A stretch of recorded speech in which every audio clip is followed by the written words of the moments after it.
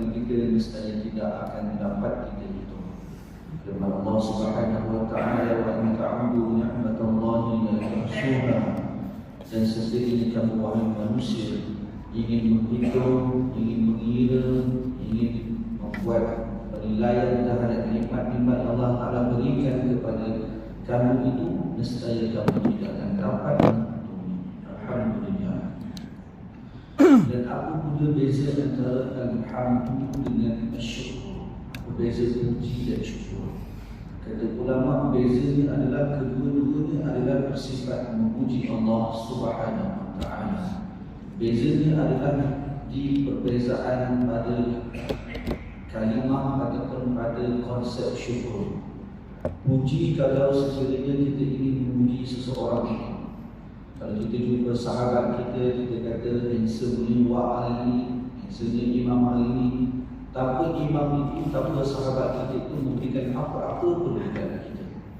Berbeza dengan syukur, sekiranya ada seorang memberikan kepada kita apa-apa hadiah, apa-apa anugerah, maka kita akan puji dengannya tanpa kita menghargai ucapan terima kasih. Dan segala puji dan syukur itu hanya layak kita berikan, kita panjatkan kepada Allah Subhanahu wa taala. Kerana dialah yang layak dipuji dan dialah yang maha memberi. Maka alhamdulillah rabbil alamin. Tuan-tuan yang saya muliakan, kita sambung lagi perbahasan kita dalam kitab Riyadhus Shalihin. Sebelum ini ataupun bulan yang lepas kita mengupas berkaitan dengan bab taubat, yang mana kita katakan bahawa taubat itu adalah satu kewajiban, wajibatun, bukan perkara yang sunat. Tetapi taubat itu adalah perkara-perkara yang wajib. Seperti mana wajibnya solat 5 kali sehari semalam, wajib juga untuk kita melakukan taubat kepada Allah Subhanahu wa taala. Pertemuan hari ini, pada kali ini kita akan membicarakan tentang bab yang ketiga, namanya babu as-sabr. Babu as-sabr, bab pada menyatakan sabar, kesabaran. Dalam kitab ataupun syarah kepada Riyadhus Shalihin, iaitu kitab Dalilul Falihin yang ditulis oleh Syekh Muhammad Al-Lani rahimahullah ta'ala. Katanya, apakah yang dimaksudkan dengan sabar? Sabar itu adalah habsun nafsi, kita tahan diri kita.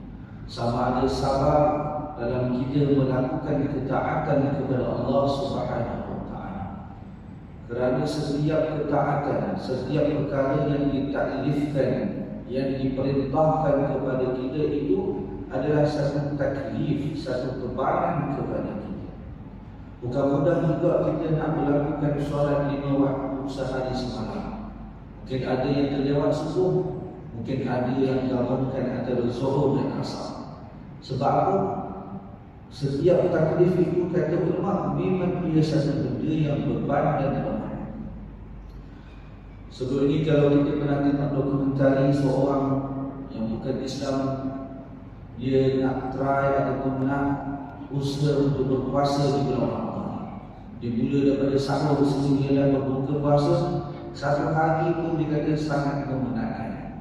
Kita sanggup memikul bebanan itu untuk kita berpuasa di bulan Ramadan, bukan sehari, bukan seminggu, 30 hari ataupun 29 hari, 1 bulan. Itu pun satu bebanan.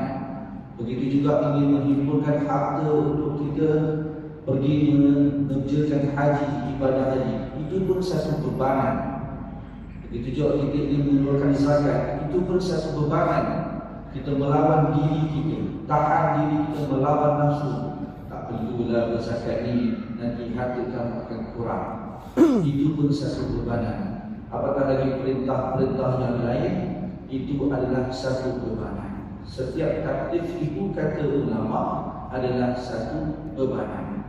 Maka setiap bebanan itu nak melakukan ketaatan, nak laksanakan bebanan taklif itu, mestilah ada satu sifat dalam diri kita, iaitu sabar. Macam mana pun orang kata, macam mana peranan pun, wajib perkara yang wajib itu wajib kita laksanakan. Sabar. Yang kedua adalah sabar dalam melakukan ataupun mencegah diri daripada terjatuh ke lembah maksiat. Itu pun satu benda yang sama. Sebagai contoh, kalau ada jam, kita dilarang untuk sumpah selamat. Tapi kalau jam macam-macam, kita tak tahan mulut kita nak sumpah selamat. Apatah lagi tak bagi signal lah, kita kata ini confirm. Perempuan lagi bawa kereta ni lancar je mulut kita menyebutkan sumpah selamat. Itu pun adalah satu bentuk yang perlu kita laksanakan kesabaran daripada kita melakukan maksiat kepada Allah Subhanahu wa ta'ala. Qala al-musannif rahimahullah ta'ala wa nafa'allahu bi'ulumihi wa bi'ulumi syekhina fid dharain. Kata pengarang kitab yaitu Imam An-Nawawi, moga-moga dengan ilmunya ini dapat memberi manfaat kepada kita di dunia dan akhirat. Allahumma amin. Qala Allah Ta'ala, firman Allah Subhanahu wa ta'ala, ya ayyuhalladzina amanu isbiru wa sabiru. Surah Ali Imran. Kalau tuan-tuan perhatikan ayat ini, dia bukan berhenti di tempat itu sahaja. Ya ayyuhalladzina amanu isbiru wa sabiru wa rabitu la'allakum tuflihun. Dia ada panjang ayat. Tetapi kenapa Imam Nawawi dia memendekkan? Dia tak kodkan sampai habis. Maka di sinilah kata ulama, boleh untuk kita melakukan istidlal, untuk kita menyatakan hujahat kita tanpa kita mungkirkan, tanpa kita ikut keseluruhan teks nas. Sebab teks itu panjang, kita nak mendalilkan, nak istidlal tempat itu sahaja, iaitu perkataan isbiru wa sabiru.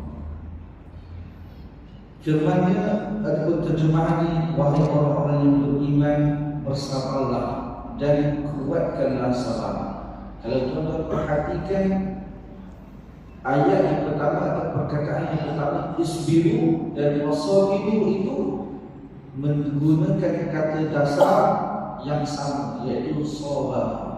Tapi beza perkataan yang kedua adalah sabiru, ada alif selepas huruf sad. Maka ulama lughah kata ziyadatul mabna tadullu ala ziyadatil ma'na. Perubahan struktur perkataan menyebabkan perubahan makna sesuatu perkataan. Sebelum ini kalaulah kita kata al-jannah, apa maksud jannah? Syurga.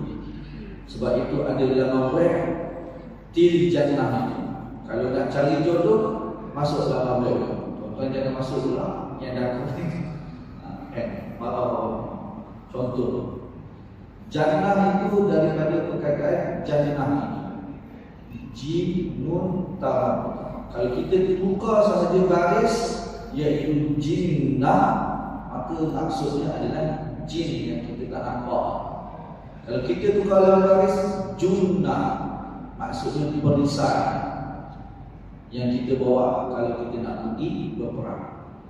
Tukar garis saja menyebabkan tukarnya perkataan atau tukarnya makna perkataan. Maka kalau kita tengok ayat ini, isbiru wa sabiru, ada perubahan. Confirm kita kata pasti ada makna yang berubah, makna yang lain. Sebab apa? Isbiru itu datang daripada diri kita.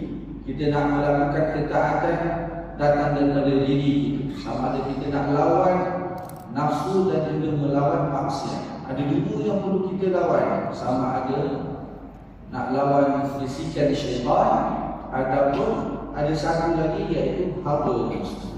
Sebab itu boleh jadi walaupun tidak ada bisikan syaitan, kita tergelincir disebabkan hawa nafsu. Sebagai contoh dalam bulan Ramadan, ada yang prasik hitam, ya. Sedangkan kita baca dalam hadis, syaitan dan jin atau syaitan diikat pada bulan Ramadan. Tapi kenapa berbuat masih ada yang penting kuasa? Sebabkan tak mampu, tak berdaya melawan hawa nafsu. Itu maksudnya kita sendiri. Kita lawan sabar melawan diri kita sendiri. Tetapi wasabiru kita lawan apabila adanya dua pihak. Ada orang yang kecam kita, ada orang yang maki kita sebagainya. Ada orang yang kata macam-macam. Apalah, dah umur 40 baru nak ingat dunia, baru nak datang solat berjemaah dan sebagainya. Kita tahan maki, kita tahan kecam, kita sabar. Itu maksudnya sabir. Maksudnya ada pihak yang lain yang melawan kita, tapi kita sabar, tetap melakukan ketaatan dan menjauhi maksiat. Wa qala ta'ala, dan firman Allah Subhanahu wa ta'ala, wa lanabluwannakum bi syai'in minal khawfi wal ju' wa naqsin minal amwali wal anfusi was thamarati wa basyyiris sabirin. Surah Al-Baqarah ayat 150. Ada 5 ujian yang Allah Ta'ala berikan kepada manusia. Dan kalau kita lepas ujian ini, kita tergolong daripada kalangan orang yang sabar, yang diberikan kabar gembira oleh Allah Subhanahu wa Ta'ala. Ujian yang pertama adalah al-khawf, ketakutan. Ada banyak jenis fobia, ketakutan. Ada orang yang fobia tempat tinggi, namanya gayat. Ada orang fobia tengok ular. Ada orang fobia cicak. Ada orang fobia macam-macam jenis ketakutan. Ujian yang kedua adalah al-ju', kelaparan atau dahaga, lapar. Itu termasuk dalam al-ju'. Ujian yang ketiga, wa naqsin minal amwal, kekurangan, apa, tidak ada harta, bahkan kita kata sangat fakir. Wal anfus, kehilangan jiwa-jiwa. Sekejap anak dia meninggal, sekejap suami dia meninggal, sekejap anak dia yang kedua meninggal, sebagai contoh. Dan yang kelima adalah was-samarat. Dia dah buatlah kebun 3, 4, 5 ekar. Dia dah guna dah baja yang sangat baik, dan nak berbuah, nak jadilah dia yang sakit. Akhirnya dimakan oleh haiwan-haiwan besar sebagai contoh. Itu ujian juga kata Allah. Dan kalau kita perhatikan kelima-lima ujian ini, Allah Ta'ala telah ataupun sedang uji saudara-saudara kita di bumi Palestin. Kita sekadar takut bunyi buruh dulu, kita takut. Mereka berdepan dengan bunyi roket, bunyi bom, bunyi peluru. Kita kata kita tak ada berasa itu pun kita dah macam-macam. Mereka lagi berapa lama mereka dikepung, ditahan, tidak diberi akses makanan, kelaparan. Yang ketiga, mereka diuji dengan tak ada harta. Memang tak ada harta. Dah buat rumah dibunuh, utuh balik. Wal anfus, kehilangan jiwa. Mereka diuji dengan saudara-saudara, adik-beradik, rakan-rakan meninggal hari demi hari. Kalau kita perhatikan hari ini berapa ribu lah, lebih 10,000 civilian mati semasa perang sekarang ini, yang berlaku atau berlangsung selama lebih kurang dah lebih sebulan, bermula 7 Oktober. Wasamarat, mereka juga kalau kita kata Palestin sebelum ini terkenal dengan tumbuhan apa? Tumbuhan buah zaitun. Buah zaitun yang terbaik adalah daripada bumi Palestin. Tetapi hari ini pun sama, hampir sama. Kelima-lima ujian ini Allah Ta'ala sedang uji, dan mereka diberi kabar gembira oleh Allah Subhanahu wa Ta'ala. Dengan sebab mereka sabar itulah, dalam satu ayat yang lain Allah Ta'ala akan berikan janji dan ganjaran yang besar kepada orang-orang yang sabar. Wa qala ta'ala, firman Allah Subhanahu wa Ta'ala, innama yuwaffas sabiruna ajrahum bighairi hisab. Kalau orang tanya, apakah the best reward kepada orang yang sabar ini, Ustaz? Kita ikut satu ayat Quran ini daripada surah Az-Zumar ayat yang ke-10. Kata Allah, sesungguhnya ganjaran, rewards orang yang sabar itu adalah ganjaran yang tidak terkira. Bukannya satu ganjaran, bukannya 10, bukannya 1000, tetapi infinite rewards. Rewards yang tidak akan terhitung banyak. Sebab itu tuan-tuan, dalam bulan Ramadan hari itu kita pernah diberi ceramah oleh ustaz-ustaz kita bahawa bulan Ramadan itu adalah bulan kesabaran. Kenapa? Kerana kita nak tahan lapar itu pun satu benda yang susah, seperti mana yang kita sebutkan di awal tadi. Dan ganjaran bagi orang yang tahan sabar ataupun sabar dalam bulan Ramadan itu, ganjarannya apa? Tidak dikatakan. Kalau kita baca dalam hadis, kalau kita infak RM10 ataupun RM1, Allah Ta'ala akan gandakan 10. Kalau kita berselawat atas Nabi Muhammad sallallahu alaihi wasallam satu kali, Allah Ta'ala akan selawat ke atas kita 10 kali. Tetapi dalam bulan Ramadan, satu hari kita berpuasa di bulan Ramadan, berapakah ganjaran? Tidak dikatakan. Kata dalam hadis kursi, as-sawmu li wa ana ajzi bi. Kata Allah, puasa itu hanya untuk aku, just for me, dan aku sahaja yang akan memberikan ganjaran kepada orang yang berpuasa. Tidak dikatakan. Maka ulama mencari rahsia ganjaran pahala puasa itu dirahsiakan oleh Allah Subhanahu wa taala. Tak tahu. Ulama punya cek, antara ini dikongsikan oleh guru kami Syekh Ahmad Al-Haji. Kata rahsia itu akan kita lihat ketika mana peristiwa di padang mahsyar, ketika ingin dihisab hitungan amalan kita. Padang mahsyar itu satu peristiwa yang sangat dahsyat. Bahkan kalau kita sebutkan, kalau kita tengok dalam hadis, selepas padang mahsyar itu adalah hisab. Lepas hisab itu sama ada neraka ataupun syurga. Tengok hitungan amalan.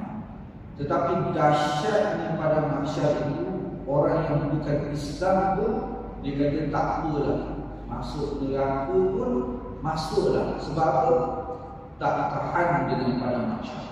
Maka semua orang akan mencari sang penyelamat yang boleh memberi syafaat. Bagilah satu golongan kepada Nabi Adam, kerana Nabi Adam itu adalah Abu Bashar, bapa manusia. Bagilah kepada Nabi Musa, Nabi Ibrahim. Hadis yang panjang. Ringkasnya, siapakah yang memberi syafaat untuk disegerakan hitungan amalan? Syafaat Nabi kita Nabi Muhammad sallallahu alaihi wasallam. Itulah dipanggil sebagai asy-syafa'ah al-uzma, syafaat yang paling agung. Dan di situlah kata ulama terbukti bahawa Nabi Muhammad sallallahu alaihi wasallam itu, wa ma arsalnaka illa rahmatan lil alamin. Nabi tidaklah diutuskan Nabi Muhammad itu kecuali menjadi rahmat bagi sekalian alam. Sebab itu orang kafir pun mendapat syafaat daripada syafaat Nabi Muhammad sallallahu alaihi wasallam. Maka dihitunglah amalan kita. Sama ada orang yang beriman itu boleh jadi tak dia akan berat sebelah kiri semasa hitung amalan. Boleh jadi dosa mengumpat sebagainya, boleh jadi berat sebelah kiri. Kalau berat sebelah kanan, kufur, kita akan masuk syurga dulu. Allahumma amin. Tapi orang yang beriman, akidah kita, pegangan kita pasti dan pasti semua akan masuk syurga. Persoalannya, big question mark adalah bila dan macam mana, cepat atau lambat. Sama ada kita masuk neraka dulu, dia azab dulu, kemudian dikeluarkan. Moga-moga kita dimasukkan ke syurga Allah dengan segera tanpa hisab. Allahumma amin. Maka di situlah kata ulama, sekiranya ketika mana hitungan amalan kita itu kalau ditimbang, contoh berat sebelah kiri ataupun seimbang, maka ketika itu diletakkan ganjaran pahala puasa, maka semua sekali berat sebelah kanan, semua sekali orang yang beriman lagi berpuasa dengan ikhlas iman wa ihtisab itu, semua akan dimasukkan ke dalam syurga Allah Subhanahu wa taala. Besarnya rahmat Allah taala kepada hamba-hambanya yang beriman. Begitulah sikap kita terhadap orang lain. Bukannya kita ini ringan saja mengatakan orang ini masuk neraka, orang ini masuk neraka. Sedangkan kalau kita tengok dalam perbahasan kita tadi, Allah Ta'ala dengan rahmatnya ingin memasukkan semua orang yang beriman ke dalam syurga Allah Subhanahu wa taala yang Maha Kuasa. Maka ganjaran bagi orang yang sabar tidak terkira banyak. Dan dalam konteks kita katakan seperti tadi, dalam bumi Palestin itu di atas kesabaran mereka, dan kita juga mendapat nikmat di atas kesabaran mereka. Apakah nikmatnya? Pemerintahan ataupun kita kata kebangkitan Islam di akhir zaman nanti, pemerintahannya nanti akan berada di bumi Palestin. Itulah ganjaran yang tidak terkira banyaknya, seperti mana yang kita baca dalam hadis-hadis akhir zaman. Mereka sabar bila akan dapat ganjaran itu bukan zaman mereka, mungkin bukan zaman anak mereka, mungkin bukan zaman cucu-cucu mereka, tetapi pada satu masa nanti Allah Ta'ala kembalikan kemenangan orang Islam di bumi Palestin. Wa qala ta'ala firman Allah Subhanahu wa ta'ala tadi, "Wa man sabara wa ghafara inna dzalika lamin azmi al-umur." Surah Asy-Syura ayat 23. Barang siapa yang sabar dan memaafkan, dia dah sabar terhadap apa orang telah lakukan kepadanya, pada masa yang sama dia ghafar, dia memaafkan. Inna dzalika lamin azmi, sesungguhnya perkara itu adalah sebesar-besar perkara. Tengok contoh akhlak Nabi kita Muhammad sallallahu alaihi wasallam. Berapa banyak Nabi dicaci, dihina, diletakkan macam-macam permuka di atasnya, dikatakan gila, dikatakan ahli sihir, macam-macam Nabi kita. Adakah Nabi membalas? Adakah Nabi berdendam? Tidak. Sebagai contoh, kalau kita tengok kisah Hindun. Hindun ini siapa? Isteri kepada Abu Sufyan, anaknya nama Muawiyah, penulis wahyu Nabi sallallahu alaihi wasallam. Hindun ketika mana di zaman jahiliyah itu apa benda yang paling dahsyat dia lakukan kepada Nabi dan kerabatnya? Dia telah mengupah Wahsy, seorang pembunuh upahan, untuk membunuh siapa? Pak saudara Nabi, namanya Hamzah, Sayyid Asadullah, kita kata singa Allah, pada perang Uhud. Dan last kali apa yang terjadi? Terkorbanlah jasad Hamzah itu. Kemudian dia ambil tengkorak Hamzah, dia minum daripada tengkorak Hamzah itu. Siapa yang buat itu? Hindun, isteri kepada Abu Sufyan. Tetapi adakah Nabi berdendam dengan Hindun? Tidak. Ketika mana Fathu Mekah, pembukaan kota Mekah, Nabi kata sesiapa yang masuk ke rumah Abu Sufyan, dia akan selamat. Kalau Nabi berdendam, mesti Nabi kata siapa yang masuk rumah Abu Sufyan itu semua akan dipegang. Kalau Nabi berdendam. Tapi Nabi apa? Sabar wa ghafar. Nabi sabar dan memaafkan orang lain bagi pihak Nabi. Tapi dalam konteks Islam, adakah Nabi memaafkan? Perang tak? Perang. Kalau memaafkan, tidak berlaku perang pada zaman Nabi. Tapi dalam konteks personal Nabi, peribadi Nabi, dengan kerabat Nabi tidak. Firman Allah Subhanahu wa ta'ala lagi, "Ista'inu bis-sabri was-salah. Innallaha ma'as-sabirin." Mintalah pertolongan kepada Allah Subhanahu wa ta'ala dengan sabar dan solat. Sesungguhnya Allah bersama dengan orang-orang yang sabar. Sebab itulah kita kata apabila ditimpa satu musibah, kita sabar, kemudian kita memohon hajat, memohon pertolongan daripada Allah Subhanahu wa ta'ala. Ayat ini juga dah digunakan atau diistidlalkan oleh ulama untuk kita membolehkan membuat solat hajat sekiranya berlaku apa-apa. Wa an Abi Sa'id bin Malik. Hadis yang diriwayatkan oleh Abi Sa'id, namanya adalah Sa'ad bin Malik bin Sinan al-Khudri radhiyallahu anhu, anna nasan min al-ansar, satu kelompok manusia daripada al-ansar. Kenapa? Ataupun kalau kita dengar Ansar, kita dah faham bahawa mereka adalah penduduk Madinah. Sama ada daripada dua suku utama di Ansar itu, iaitu Aus dan Khazraj. Mereka minta apa? Sa'al Rasulullah sallallahu alaihi wasallam fa'ata. Mereka minta sesuatu daripada Rasulullah, Nabi bagi dia. Summa sa'aluhu fa'ata. Dan datang lagi seorang kelompok yang lain minta dengan Nabi, Nabi bagi. Hatta nafida ba'inna, sehingga habis semua kepunyaan Nabi. Ridha Nabi bagi, burdah, apa-apa yang Nabi ada, mereka minta, Nabi bagi. Faqala lahum hina anfaqa kulla syai'in biyadihi. Maka kata Nabi SAW ketika mana telah Nabi sumpah kepada mereka semua, sehingga habis semua sekali, ma yakun indi min khairin falan addakhirahu anhu. Tidak ada satu benda yang baik di sisi aku tidak akan simpan terhadap kamu semua. Aku tidak akan reserve untuk aku tak bagi kepada kamu. Tetapi dalam konteks ini kata ulama, bukannya Nabi ini seorang yang tidak pandai financial planning. Nabi seorang yang pandai menguruskan harta. Dalam satu perbahasan dengan Profesor Syahri Juham pernah menyebutkan bahawa Nabi membuat financial planning untuk setahun. Nabi dah kira setahun ini memerlukan berapa banyak kos, berapa banyak expenses, Nabi dah research. Tetapi apa yang berlaku? Macam kita ni, Nabi dah research dah untuk setahun, tapi ada orang minta. Nabi seorang yang pemurah, karim, seorang yang sangat pemurah, Nabi bagi. Kita dah research, orang minta kita, tak ada macam. Betul. Beza dengan Nabi Muhammad SAW.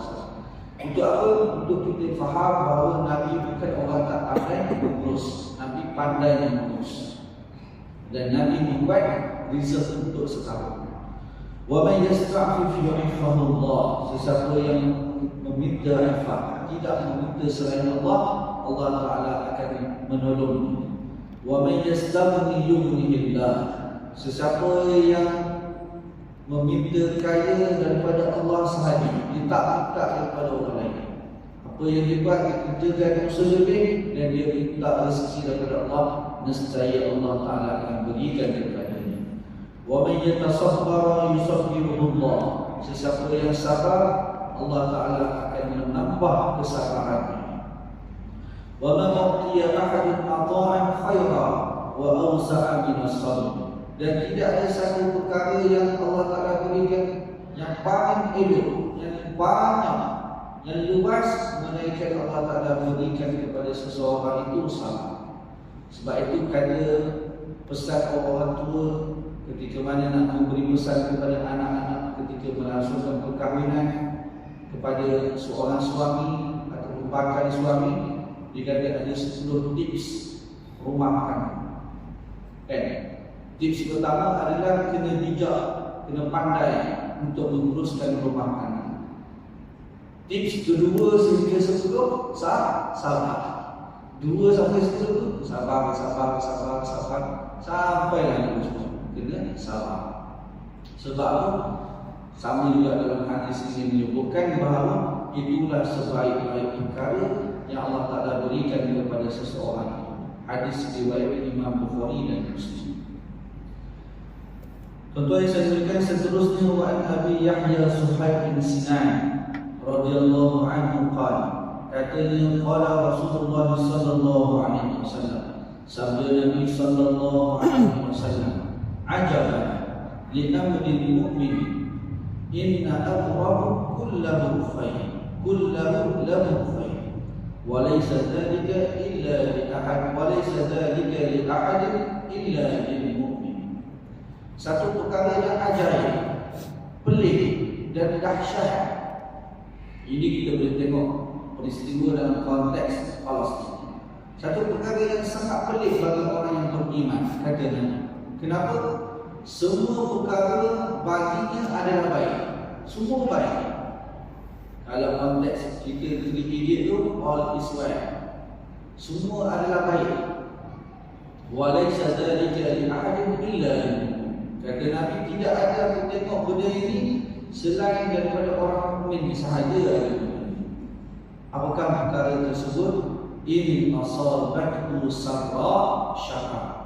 Ketika mana dia diuji dengan sarra, perkara-perkara yang bahagia, happy, perkara yang sangat selesa, dia akan bersyukur. Tiba-tiba naik gaji, tiba-tiba dapat job, dapat projek, dia buat apa? Dia bersyukur. Fakana khairan, dan syukur itu adalah perkara yang baik baginya. Maka setiap kali kita diberikan apa-apa rezeki, kecil atau besar, nampak atau tidak nampak, secara langsung atau tidak langsung, mestilah kita melakukan syukur. Wa in asabathu dharra, dan seorang lagi ketika mana dia ditimpa sesuatu musibah, sebagai contoh anak dia meninggal, sebagai contoh duitnya hilang, apatah lagi kan cincin anniversary itu hilang. Macam mana ni? Jenuh menjawab tu, balik kat mana abang cincin? Kita pada lagi kenapa masa ni juga. Dharra sabar, dia sabar. Ketika mana diuji, ketika mana kena macam-macam, dia sabar. Fakana khairan, dan sabar itu adalah perkara yang baik baginya. Dan kalau kita tengok dalam konteks Palestin, tidak ada satu pun kita tengok mereka itu mengatakan why me, kenapa kami Allah. Tidak ada. Tidak ada kita tengok video-video yang mengatakan bahkan di peringkat kecil anak-anak mereka diajar untuk bersyukur dan untuk bersabar. Tidak pun mereka mengeluh, kenapa kami ya Allah, kenapa kami. Kalau kita duduk di peringkat ataupun di konteks mereka, kita pun tak sabar. Kita pun mungkin dah cabut awalnya, mungkin kita tak tahan. Sebab itulah kita kata, kita mendoakan kepada mereka untuk sentiasa bersabar. Mudah-mudahan dengan sebab mereka itulah Allah Ta'ala memberi kemenangan, Allah Ta'ala mengangkat bala, dan Allah Ta'ala merahmati keseluruhan umat Islam di seluruh dunia. Allahumma amin. Wa an Abi Malik Al-Harith bin Asim Al-Ash'ari, hadis yang seterusnya daripada Abi Malik, namanya Al-Harith bin Asim Al-Ash'ari radhiyallahu anhu. Qala, katanya, qala Rasulullah sallallahu alaihi wasallam, sabda Nabi sallallahu alaihi wasallam, at-tuhuru syatrul iman. Kita menjaga kebersihan, kebersihan itu separuh daripada iman. Kebersihan di sini maksudnya adalah perbuatan kita. Kalau tuan-tuan perhatikan, baris ini adalah at-tuhur dengan baris depan. Kalau kita tukar baris atas, at-tuhur maksudnya bersih itu sendiri. Tapi kalau kita guna at-tuhur, perbuatan kita membersihkan. Sama juga dalam konteks wudu. Al-wudu maksudnya adalah perbuatan kita mengambil wudu. Kalau kita sebut al-wadu, maksudnya air yang digunakan untuk berwudu. Itulah bunyi bahasa Arab. Sebab itulah bahasa Arab layak untuk diturunkan dengannya bahasa Al-Quran. Kata Nabi sallallahu alaihi wasallam dalam hadis yang lain, "Uhibbul Araba li thalath." Aku cinta ataupun aku suka akan Arab ini disebabkan tiga benda.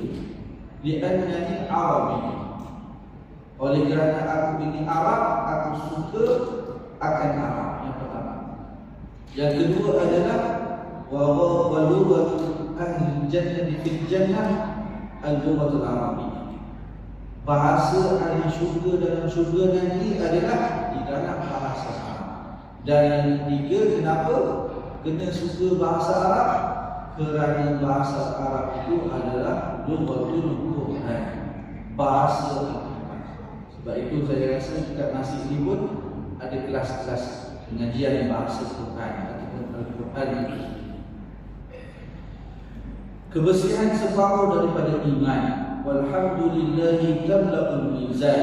Ucapan alhamdulillah itu memenuhi mizan.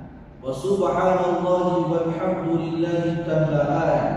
Apabila kita ucap subhanallah walhamdulillah tamla'an, memenuhi. Memenuhi apa? Ma baina as-samawati wal ardh. Memenuhi ucapan kita itu langit dan bumi. Was-salatu nur. Salat itu adalah cahaya. Apatah lagi cahaya itu bila kita nak guna, bila ada kegelapan. Sebab itu kalau ada gelap, kita nak cahaya. Kegelapan apa? Kegelapan hati, kegelapan di dalam kubur, kegelapan di padang mahsyar, banyak benda. Kita nak guna apa? Kita guna solat. Sama ada solat yang wajib ataupun solat yang sunnah. Was-sadaqatul burhan. Kata Nabi sallallahu alaihi wasallam, setiap infak kita, RM1 ke, RM5, RM10, RM10, itu adalah burhan, bukti keimanan kita yang akan kita gunakan. Infak itu, ganjaran itu di akhirat. Was-sabru diyah. Dan sabar itu adalah cahaya juga. Kita sabar itu akan memberikan cahaya kepada kita. Wal Qur'anu hujjatun laka aw 'alaika. Dan Quran itu akan menjadi hujah kepada kamu, untuk berhujah, berbahas atau memberi manfaat kepada kamu, aw 'alaika, ataupun Quran akan memberi laknat ataupun memberi mudarat kepada kita. Sebab kita baca Quran, kita buat apa yang Quran kata tak buat, ataupun Quran kata buat, kita tak buat. Quran suruh tak buat, kita buat. Itu maksudnya alaika. Kullun nasi yang fabai'un nafsahu famutiquha aw mubiquha. Setiap orang ini dia pada akhirat nanti ikut masing-masing. Tetapi dalam konteks itu juga kita kata ada beberapa penolong kita yang kita sebutkan tadi, seperti syafaat. Ada syafaat Nabi Muhammad SAW. Ada syafaat anak-anak tahfiz. Anak-anak kita yang tahfiz itu akan memberi syafaat kepada kita. Dalam hadis yang dhaif, kalau tak silap saya, dia akan memberi syafaat kepada 10 orang daripada ahli keluarganya. Walaupun ahli keluarganya itu akan dimasukkan ke dalam neraka, dia boleh tarik dia, keluarkan balik daripada neraka. Itulah kita kata, sebab itulah kita memberi infak kepada budak-budak tahfiz. Untuk apa? Untuk kita menjaga kita di akhirat. Dan fada'u nafsahu famutiquha aw mubiquha. Dan orang yang menjual, orang yang bisnes, tidak lagi dan azan sebenarnya. Sikit lagi tuan-tuan saya sebutkan, kata Nabi SAW, kullun nasi yaghdu fabai'u nafsahu famutiquha aw mubiquha. Rawahu Muslim. Setiap manusia itu pada hari akhirat nanti dia akan mengikut amalan masing-masing, dan akan ditambah dalam konteks konsep yang kita sebutkan tadi, iaitu syafaat. Fabai'u nafsahu famutiquha. Dan seorang pembeli, sebagai contoh, kalau dia melakukan pembelian fabai'u nafsahu, pembeli menjual, dan dia melakukan bisnes itu dengan mengikut syarak, maka dia akan terlepas daripada azab. Ataupun dia tidak mengikut ketetapan syarak, tidak menjaga halal dan haram, maka maka ia akan dibinasakan, atau kita kata akan tergelincir ke lembah Khadran Masyidah, lembah yang berisiko, iaitu diazab oleh Allah Subhanahu wa taala. Berlaku tak dalam zaman kita penjual yang tidak menepati syarak? Sangat banyak berlaku.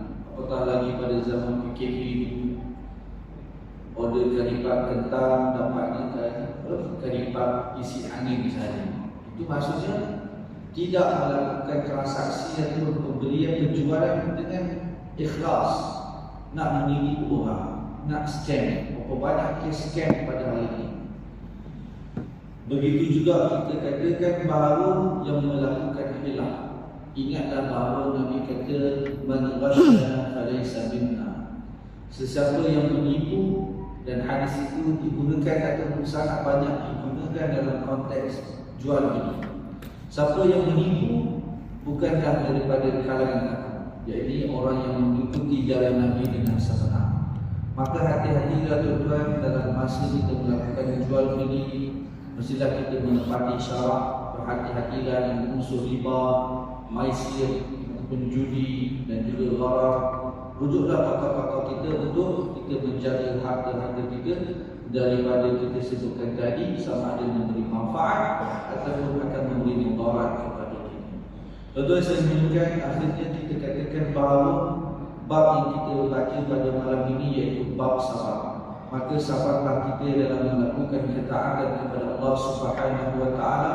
Pada masa yang sama kita sabar tahan diri daripada tak melakukan maksiat kepada Allah Subhanahu wa taala. Mudah-mudahan kita tergolong daripada kalangan orang-orang yang sabar, dan orang-orang yang sabar itu bersama dengan Allah, dan Allah taala akan memberikan ganjaran yang tidak terkira banyaknya kepada orang-orang yang sabar. Dan di samping itu juga jangan lupa kita doakan kepada sahabat-sahabat kita, terutama yang di bumi Palestin dan Gaza. Mudah-mudahan Allah Ta'ala memberikan kemudahan dan kemenangan bagi mereka. Mudah-mudahan Allah Ta'ala memberikan sinar Islam kembali di bumi Palestin. Allahumma amin. A'udzu billahi minasyaitonir rajim. Bismillahirrahmanirrahim. Allahumma 'allimna bima yanfa'una wanfa'na bima 'allamtana wa zidna 'ilma. اللهم انصر الاسلام والمسلمين واخواننا المجاهدين والمستضعفين في كل مكان يا رب العالمين، خصوصا الى ارض فلسطين وفي غزه. وصلى الله على سيدنا محمد وعلى اله وصحبه وبارك وسلم، والحمد لله رب العالمين.